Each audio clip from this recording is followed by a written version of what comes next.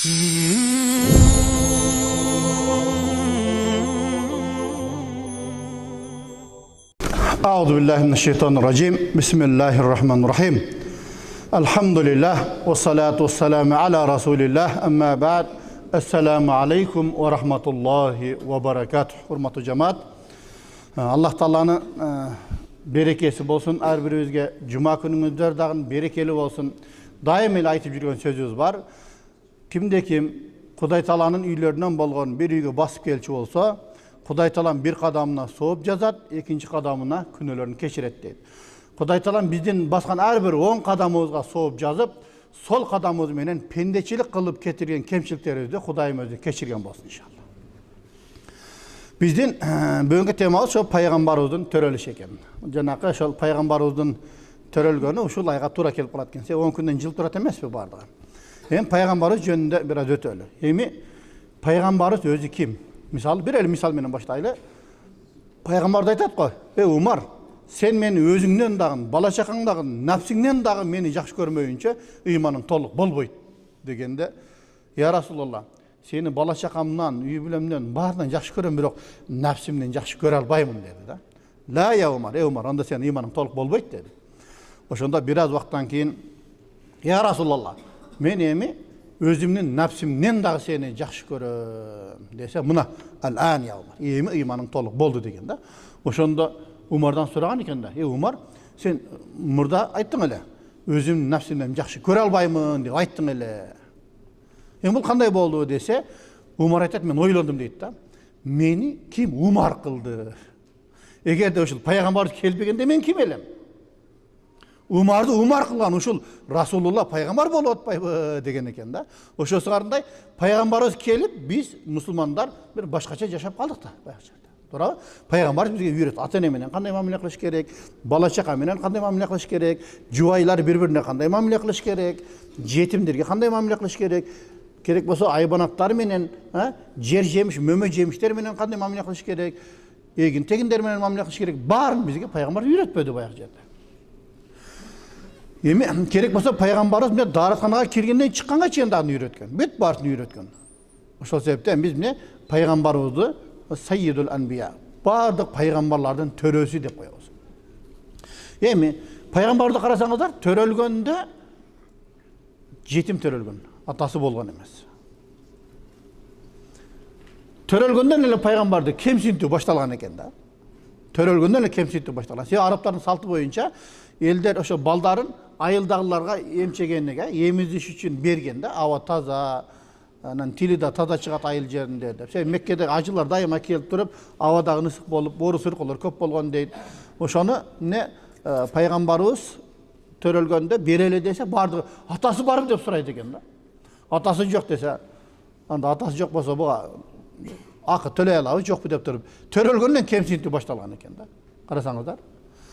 Anan Peygamberdi çoň atası eldin bari hiç kim albay ketip kaldı, şonu kötörüp köçede baratsa Halima enemiz keçigip kelgen bilesiňer ha. Arık töwüsü menen küyösü kaçırını minip alıp keçigip kelgende bar ketip kalgan. Bölüştürüp alıp ketdi da. Oşonda köçeden jolup kalat Abdülmuttalipke. Peygamber çoň atası Peygamberdi kötörüp жүрgөнү körüp, sen alasın benim balamda deydi. Aldağı sıradı. Atası var mı dep surayt eken bayaq жерdeçi. Yok atası yok, bul men nevrem bolat. Bul jetim dese, Halime enemiz küyösün karayt deydi. Ne kılal dep. Küyösünden atayı geldi gen alıp ketel dep, makul dep başını ikegende, anan oşonu alıp ketet. Melestetip kör, uşunçalı bir uluk zat menin üstüme oturdu dep, töwüsü ayılına karay çürkayt da bayaq jerde. Çürkan boydan ketet. Oşonda murda barысы baldardı altırıp ketip kalgan adamların artından jetip aşıp ketet da. Oşonda eldin bar, Halima, sen töwüňdi almaştırıp algan emesin mi? Jana kelgende barısından kalıp keçigip kelbedin bele? Dep turup ne? Eldin bar taň kalat da. Oşonda barıp Halime enemizdin koyçulary, şu uyçulary, uylaryn baksa, şunçalyk kursagy toyup, jelinderi tola süt bolup kelet eken da. Peygamber barışı menen bereke kirgen da. Oşonda janyndaky koşunalar, Halimanyň uyçusu bakkan jerge bakbaysaňar uylardy. Карасаң, бу желини толо сүткө толуп келип атат деп кызганып, ошол жака бактырат экен. Алар ошол жака бакса деле баары бир дейт да баягы жерде. Мунун баарысы пайгамбарыбыздын берекеси эле да баягы жерде. Пайгамбарыбыз берекелүү болгон, ошол жерде кийин бул 2 жылга жакын жүргөндөн кийин уже келишим боюнча кайра барып, кайра сурап келет экен да. Эми билесиң го, Меккеде аба ысык, бизде дагы жүрүп турсун деп туруп, кайра дагы сурап келет экен Халиме энебиз. Бирок, мындай карасак, пайгамбарыбыздын тегерегиндеги адамдардын аттары да бир башкача болгон да. Пайгамбарыбыздын мисалы төрөгөн энесинин аты Амина. Амина деген бул эмне? Убадага бекем деген мааниде. Пайгамбардын баягы лакабы болгон Садикул Амин, чынчыл, убадага бекем деген пайгамбардын лакабы болгон. Энесинин аты Амина, убадага бекем деген мааниде да. А пайгамбарыбызды багып алган аял Халима. Халима деген бул назик, жумшак деген мааниде түшүндүрөт. Карасаң, пайгамбарды тегеректеген аялдардын да бир аттары башкача болгон да. Карасаңар, ошентип пайгамбар 4 жашка жеткенде пайгамбарыбыз ошол эмчектеш бир туугандары менен кой багып жүргөндө эки периште келет экен дагы бири-бири менен ушулбу деп туруп, десе ошону жетелеп, кичине бир дөңсөз жерге алып чыгып туруп, ошонун көкүрөгүн жарат дейт. Көкүрөгүн жарып туруп, ошол жерде бизде хаззу шайтан деп коет, шайтандын үлүшү деп коет. Ошо бир кара канды алып туруп, ошо жүрөгүн жууп туруп, кайра салып коет дейт да баягы жерде. Ошондо жанагы эмчектеш бир туугандар карап турган экен, кайра чуркап барып туруп ата-энесине айтат дейт. Жана Курайштан келген инибизди 2 киши келип туруп, ошону союп атат депчи баягы жерде. Ошондо атасы менен энеси Халима менен абышкасы чуркап келсе, пайгамбар түсү кубарган абалда отурган экен да баягы жердечи. Бирок дейт, жанакы жерде кесилгенин изи жок дейт да, таң каласың. Бул пайгамбарыбызды Алла Таала пайгамбар кылып туруп кичинекейинен тазалаган экен да. Ошондо эмне? Мына бүгүндөн баштап сени шайтан азгыра албайт деп айткан жери бар да периштелердинчи.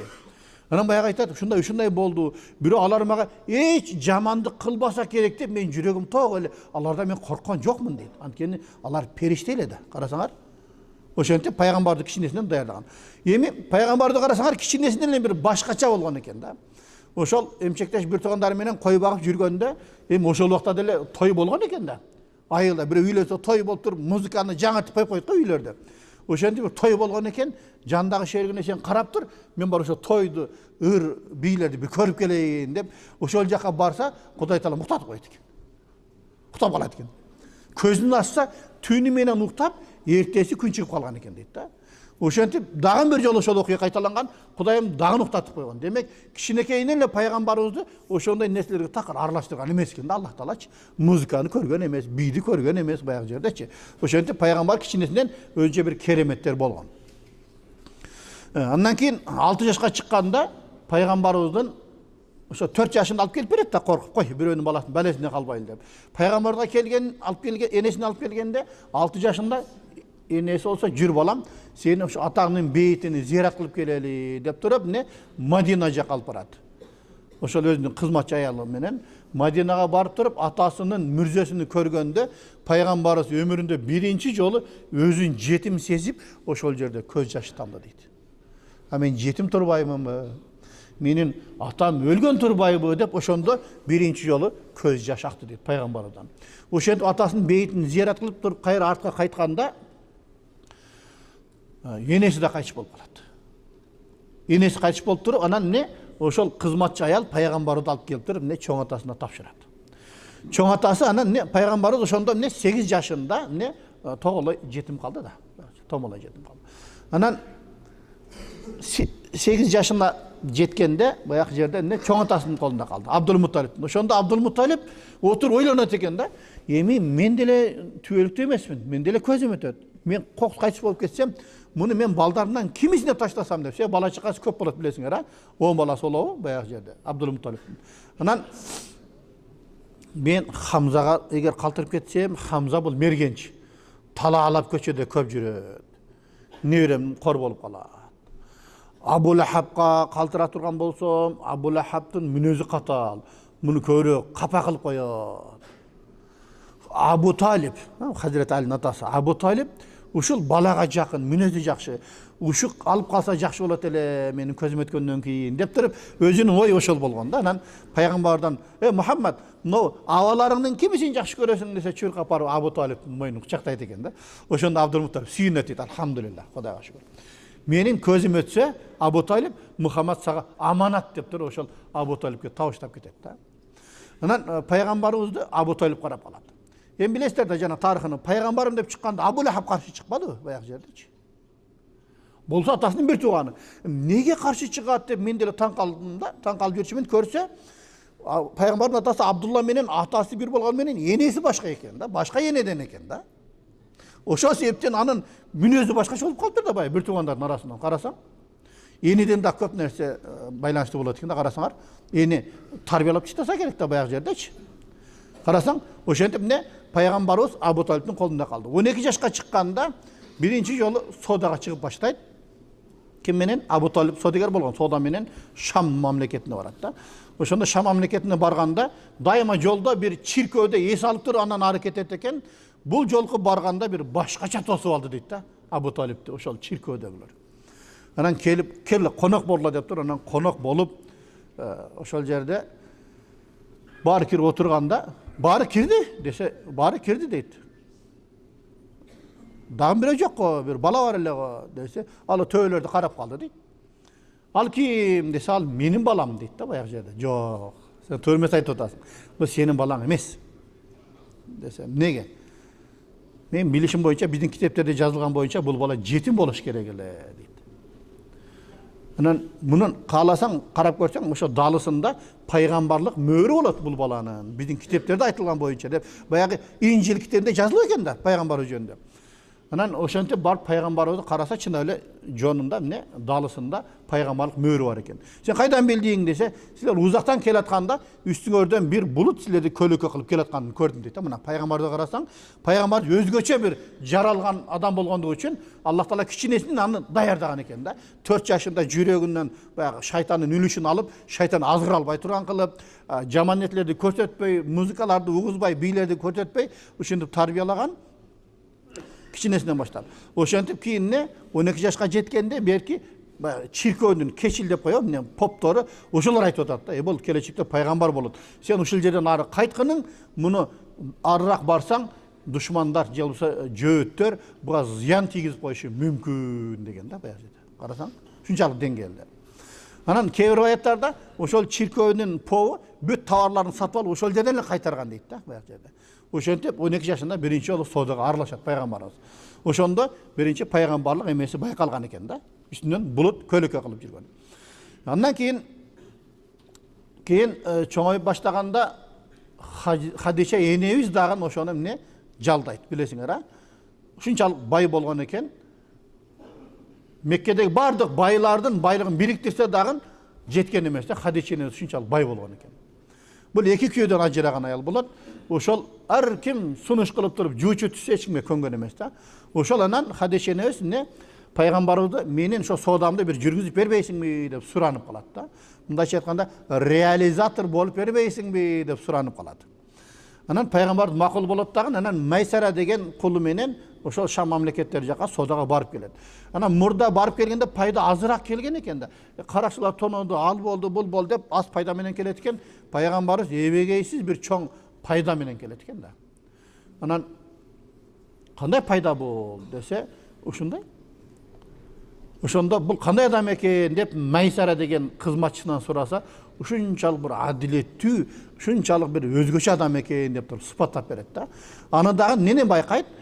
Келе жатканда үстүнөн булут көлөкө кылып келатканды Хадиша энебиз да байкап калат да, баягы жердечи. Хадиша энебиз да байкап калат. Анан келгенден кийин баягынын мүнөзүнү билет дагы, анан өзү сунуш кылат. Экөөбүз баш кошуп ойлойду. Анда дагы эмне? Өзү түз айткандан уялып туруп, өзүнүн дос аялын, подружкасын айтканда, подружкасын ортого салып туруп, эмне жуучу түшүрөт.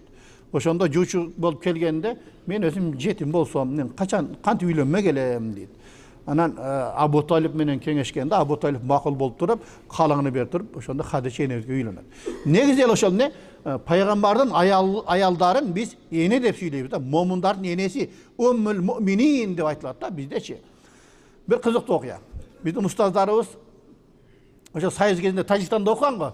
Ошо Тажикстанда окуп жүргөндө дейт, Ustazımız айтады, biz Мышкатул Масабих деген кітап бар. Жалаң хадис кітап та. Ошо хадис кітаптарды оқып жүрөбүз дейт. Анан бір бала жан келип калыптыр. Ол эми алифеден баштаган дейт, тамганы.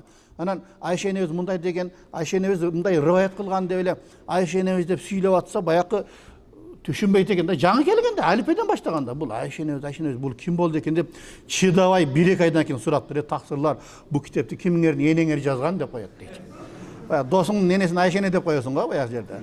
Bizde бұл пайғамбарудың хадистерін Абу Хурайра, анан Айша энебиз көрөк айткан да баягы жердечи. Анан Айша энебизден келген хадисте мындай, Айша энебиз мындай деген, Айша энебиз мынтип айтты деп окуса, баягы жан келген бала динден эми түшүнүгү баштаган да, алифбени окуп. Түшүнбөй 1 ай чыдаптыр. 1 ай 2 айдан кийин чыдабай акыры сураптыр да, тактырлар, мына китепти кимиңердин энеңер жазган деп коет дейт. Ула мен Айша энебиз мынтип айтты, Айша энебиз айткан деп эле окуп атасыңар деп коет дейт баягы жерде. Ошосуңарда бул жерде эмне? Пайгамбарыбыз кимге үйлөндү? Хадиша энебизге үйлөндү. Ошондо пайгамбарыбыз 25 yaşta, Хадиша энебиз 40 жашта эле да. Көрбөйсүңөр. Эми бул пайгамбар жөнүндө мурдак китептерде дагы бар да. Мисалы тарыхта жана Иса алейхиссалам келерге жакын ошол убактарда мисалы пайгамбарыбыздын чоң аталары башкарып келген да бүт эле баягы Каабаны. Ошондо Йемендин бир падышасы болгон экен, өзү бай киши экен, содагерчилик менен саякаттап сейилди ар жака чыгат экен. Ошондо аскерлери менен бул Шам мамлекетине Йеменден кетип баратып, баласын Мадина, азыркы Мадина шаары. Аны Ясирип деп койгон мурда. Ясирип шаарына ушул жерде сода кылып туруп балам деп туруп таштап өзү Шамга кетиптир да. Ошондо баягы падышанын баласы ошол жерде баягы элдер менен чатакташып кетип, тигилер муну өлтүрүп коет экен да. Падышанын баласын. Анан тигилер кайтып келет дагы, неге менин баламды өлтүрдүңөр деп туруп, анан кийин согуш ашат. Эмегечи? Мадина шаарынын эли менен менин баламды силер өлтүрүп койдуңар деп. Ошондо ушул жак таң калды дейт да. Баягы согушкандыгында эмес. Баягы падыша айтат. Согушкандыгында эмес, Мадина элинин бир башкача мүнөзүнө мен таң калдым дейт да. Көрсө күндүзүн күнү согушат экен, кечинде тамак жөнөтөт экен, курсагыңа карашты тамактанып алгыла деп. Мадинанын эли мурдатан бир башкача эл болгон экен да, таң каласың да баягы жердечи. Ошентип күндү согушат экен, түндөсү дагы тамак жөнөтөт экен. Иса алып тамак жеп алгыла депчи баягы жерде. Болсо элестетип көр, душманга тамак берип адам. Ошондо ошол жерде 2 яхуди еврей бар экен. Ошол падышаңарга бизди жолуктурлачы, биз сүйлөшөлү падышаңар менен дейт экен. Неге десе, сүйлөшө турган сөздөр бар деп. Анан макул деп жолуктурса, сен бул шаарга кол салбагын, Кудай Тааламдан сага бир кырсык келет. Анткени биздин Таврат китебибизде жазылган бул шаар пайгамбарлардын келип жашай турган жери. Аллах Таала бул шаарды пайгамбарлар жашайт деп тандап койгон. Бул жердин эли дагы, табияты дагы бир башкача. Сен бул жерге кол салбагын. Аллах Тааланын тарабынан кырсык келет десе, анан баягылар коркуп согушту токтотуп койгон дейт. Чындап эле элдин пейили башкача болгон экен. Элестетип көр.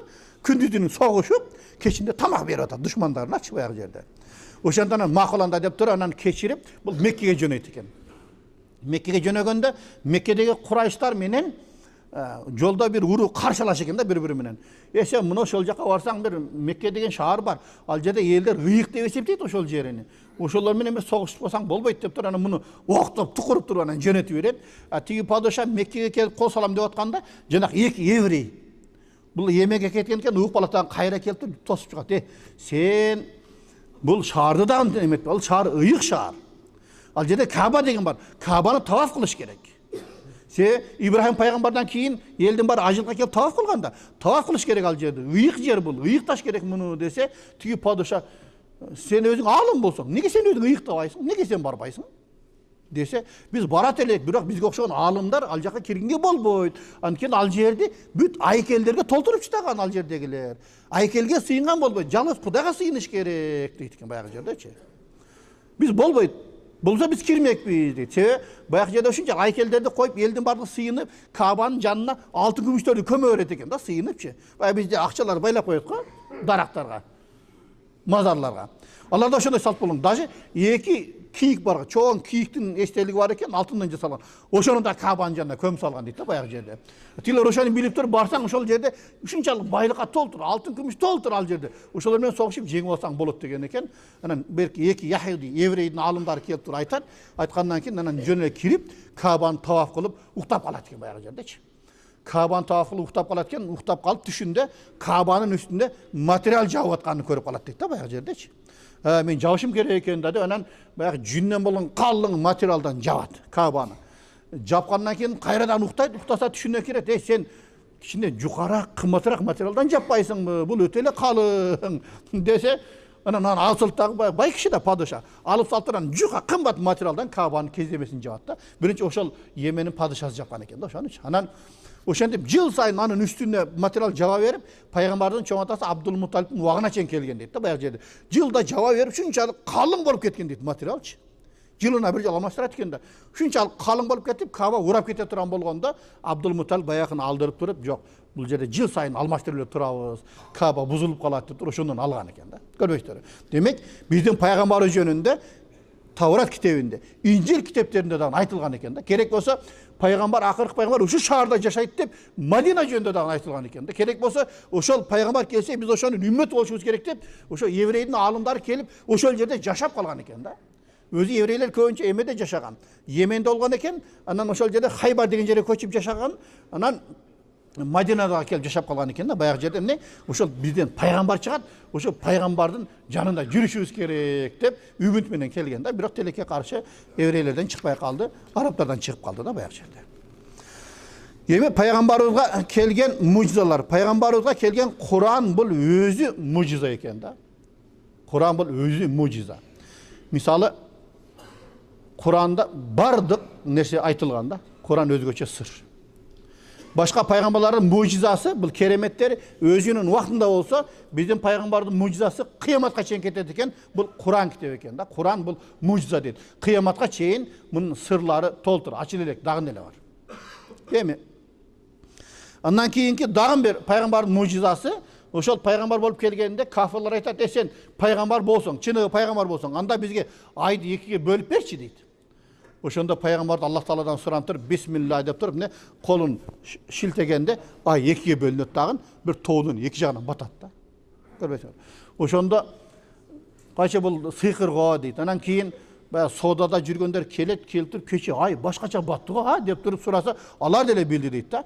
Biz oşol 93-жылдары окуп жүргөндө Раматылык өтүп кетти Зиядин Каракөз бар эле устазыбыз. Oşol bizge sabak beret ele. Oşol Kur'an jönünde, Peygamberin kerimetleri jönünde sabak ötkünde aytıp beret deyim bizge bayağı jere. Bizim can kelgen biz student biz misalı 3-nji 4-nji kursga kelip kalsa gerek oşol wagtda. Oşol bir gazeteden okup bergen bilem de. Жаңылыктарда жүрөт. Индияда баягы археологдор bir казып атыптыр, bir зданиянын калдыгын караптыр, ошонун фундаментинде жазылып коюптур дейт. Бул здания ay ekiге bölüngöндөн эртеси күнү башталды деп капсула коюп койгон экен баягы зданиягачы. Көрбөйсүңөрбү? Демек, бул пайгамбардын мужизасы акыйкат деп туруп, ошо устазыбыз дагы бизге ошол нерсени айтып берген эле туугандар. Анан дагы пайгамбардын мужизаларынан Peygamberimiz başında elge leksiya okanda, cuma namazda leksiya okanda bir kurma darağına çıkıp altırıp elge leksiya okuydu eken da. Oşonda ana sahabaların bir ösü mınандай minber jasap berет eken. Oşo minberge çıkıp hutba okup başlaganda belki kurma daraq ыйлады deydi. Kadimki deydi. Sahabalar meşte oturup uqtuk deydi. Bayağının ıy menen ыйлаганын deydi. Oşonda Peygamber barıp durup eğer kalasan sen toktogun kıyamatta beşte ekөөs çok olabыз dese bayağı toktop kaldı deydi. Qarasаңар, бұл да muciza da. Muciza деген адамдың қолынан келбей тұрған нәрсені muciza деп қояды. Ана ақырқы дағы бір сөз айтайын. Пайғамбарымыз Hazreti Bilal менен Бақи көрістен бар Мадинада. Ошон жандан өтіп баратып, Билал, мүрзедегілерін азапталып отқан уғытасың ба дейді екен баяғы жерде. Жоқ, мен ұққан жоқпын десе. Бұлар азапталып атады деп қарасаң, демек пайғамбарға ошондай мужиза мүрзедегілердің азапталып атқандары уғызған екен да, пайғамбар уққан. Ошол себептен пайғамбар да айтады да, эгерде мен билген нерселерди билгениңерде силер көбүрөөк ыйлап азыраак күлөт элеңер деген да. Анан сахабалар нени сен көрдүң десе, мен Исра Миражга көтөрүлгөндө 5 менен тозокту көрдүм деген. Эми пайгамбарымдагы эң бир мужизасы бул бир нерсе. Эң биринчи космонавт ким? Gagarin emas, Peygamberimiz sallallahu aleyhi ve sellem. Peygamberimiz Allah Teala en birinci kökke kötörülgön. İsra Miraj dep okuyası deyip, Peygamberimiz Mekke şaharından Kudüs şaharına kelip dur, al yerden Allah Teala asmana kötörgön. Kosmosqa көтөргөн. 7 кабат асманга көтөрүлүп, пайгамбарлардын рухтары менен саламдашып, 7 кабаттан кийин Судратул Мунтаха деген жерге барган. Ал жерге барып туруп, ошол айткан Судратул Мунтаха деген бир дарак экен, анын жалбырактары пилдин кулагындай болот экен деп пайгамбарыбыз айткан да. Demek, ошо Исра Миражга чыкканда бул өзүнчө бир керемет экен да. Бир түндө эле барып келген да. Элдер бир айлап жол жүргөн. Меккеден Кудуска чейин бир ай барыш келиш болот экен. Пайгамбар бир түндө эле барып келген. Кыскасы, бул пайгамбардын өмүр баянын окусак аябай кызыктуу нерселер көп экен. Эми кыскача ошо менен бүтүрөлү. Алла разы болсун.